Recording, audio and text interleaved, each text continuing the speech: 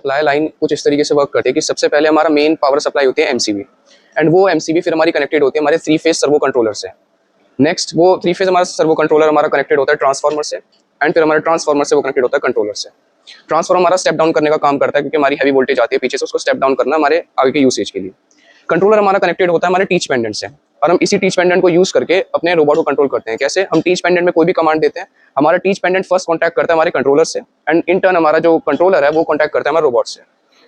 तो अब कंट्रोलर को मैं बताता हूँ फर्स्ट इसको कैसे ऑन करना है, इसको कैसे यूटिलाइज करना है, ऑन करना है।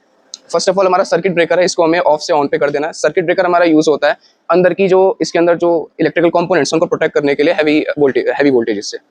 नेक्स्ट हम अपना ये जो इमरजेंसी स्टॉप बटन है, इसलिए फर्स्ट हमारा क्लोज्ड होता है, इसको हम क्लॉकवाइज रोटेट करके ये बाहर को आ जाता है एंड ऑन हो जाता है। हम ये यूज कर सकते हैं अपने रोबोट को।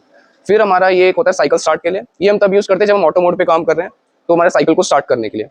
ये हमारा होता है मोड सेलेक्टर, ये अभी ऑटो मोड पे, इसको हम T1 मोड पे T1 से T2 मोड पे कर देंगे। वो 3 मोड्स होते हैं इस पे, auto mode, T1 mode and T2 mode. Auto mode होता है कि हमारा जो पूरी प्रोग्रामिंग बन चुकी है तो उसको पूरा ऑटोमेट करने के लिए वो खुद पूरा का पूरा चलेगा without any intervention. T1 and T2 modes हमारे होते हैं टीच मोड्स। T1 मोड होता है जो कि हमारे स्पीड को लिमिट कर देता है, यानी 250 mm पर सेकंड तक हमारी मैक्स स्पीड जा सकती है। T2 मोड पे रेस्ट्रिक्शन नहीं होती, आप 100% तक भी स्पीड को ले जा सकते हो। तो मैम अभी हमने T2 मोड पे रख दिया है, अब हम बताएंगे टीच पेंडेंट को ऑन कैसे करना होता है, इसको मतलब यूज कैसे करना होता है। फर्स्ट ऑफ ऑल हमें हमारा जो इसके ऊपर भी इमरजेंसी बटन होता है, पे 2 इमरजेंसी बटन होते हैं, एक हमारा कंट्रोलर पे और एक हमारे टीच पेंडेंट पे। इसको भी सेम उसी तरीके से हम ऑन कर लेंगे, इसको क्लॉकवाइज रोटेट करके। एंड नेक्स्ट यहाँ पे डिसेबल एंड एनेबलर यहाँ पे स्विच होता है हमारे पास, इसको हम ऑन कर लेंगे क्योंकि डिसेबल अगर हो जाए तो फिर हमारे टीच पेंडेंट स्विच ऑफ हो जाता है और वहाँ पे कमांड हम दे नहीं सकते उसको। नेक्स्ट यहाँ पे हमारे ये होते हैं दोनों डेडमैन स्विच, इसको हमें या तो इससे हाफ प्रेस रखना होता है क्योंकि अगर हमने इसको अगर फुली रिलीज कर दिया या बिल्कुल टाइटली से प्रेस कर दिया तो हमारा स्टॉप हो जाएगा, वो हार्ड स्टॉप हो जाएगा। इसको हाफ प्रेस हम रखेंगे ऐसे करके। एंड नेक्स्ट हमारा सेकंड स्टेप होता है कि इसमें कोऑर्डिनेट को चेंज करना, कोऑर्डिनेट सिस्टम से चेंज करना, अभी जॉइंट मोड पे है। नेक्स्ट हमारा स्टेप होता है कि इसका जो कोऑर्डिनेट सिस्टम है वो चेंज करना, हमारे रोबोट का कोऑर्डिनेट सिस्टम। 5 तरीके के कोऑर्डिनेट सिस्टम होते हैं, joint, world, user, tool and job frame. तो basically most of the time हम जॉइंट एंड वर्ल्ड यूज करते हैं। जॉइंट हमारा यूज होता है जब हम इंडिविजुअल जॉइंट एक्सेस को J1, J2, J3, J4, J5, J6 इनको हम इंडिविजुअली कंट्रोल कर पाते हैं हर एक एक्सेस को। वर्ल्ड होता है कि हम बेसिकली हमारा फोकस होता है कि अब टूल्स, हमारा जो TCP है, जो हमारा टूल सेंटर पॉइंट, उसको मूव करना स्ट्रेट डायरेक्शंस में लीनियरली, तब हम वर्ल्ड यूज करते हैं। तो अभी हमारा जॉइंट मोड पे है। वैसे हम अगर कॉर्ड की दबाएंगे तो अलग अलग मोड चेंज हो सकते हैं, जैसे ये job frame, world, tool, user, joint mode पे हमारा ये है। तो भी हम अपने इंटरफेस पे, टीच पेंडेंट इंटरफेस पे देख सकते हैं कि हमारी एरर्स, हमारी जो फॉल्ट्स एंड वार्निंग्स हैं वो विजिबल हो रही हैं। ठीक है, टोटल 8 वार्निंग्स, अब हम इनको एक एक करके रिजॉल्व करते हैं। फर्स्ट वार्निंग है हमारी, जो फर्स्ट वार्निंग है वो है टीच पेंडेंट एनेबल्ड इन ऑटो मोड। मतलब टीच पेंडेंट हमने ऑटो मोड पे एनेबल कर रखा है। ऑटो मोड पे basically teach pendant basically use होता है प्रोग्रामर के लिए और टीच करने के लिए, रोबोट को टास्क करने के लिए। ऑटो मोड जो होता है उसको ऑटोमेट करने के लिए होता है कि रोबोट फिर अपना काम करेगा अपनी पूरी साइकिल में। तो हम ऑटो मोड पे एनेबल करने का कुछ काम नहीं है, इसलिए ये वार्निंग दे रहा है कि टीच पेंडेंट एनेबल्ड इन ऑटो मोड। तो हम ये ऑटो मोड को हटा देंगे और इसको टीच मोड पे ला देंगे, T1 या T2 मोड। ठीक है, दूसरी देखिए वार्निंग हट गई है। नेक्स्ट वार्निंग है हमारी ऑपरेशन मोड T2 सेलेक्टेड।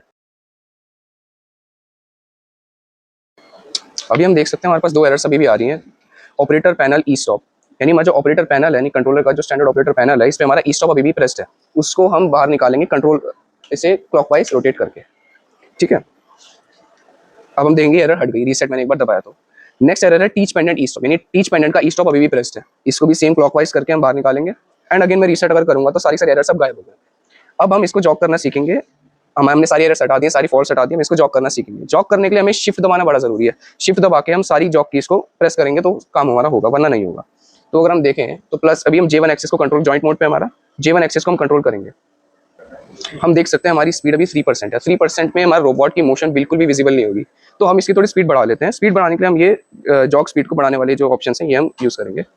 5, 10, 15, 20, 25% हमने अपनी स्पीड कर दी है।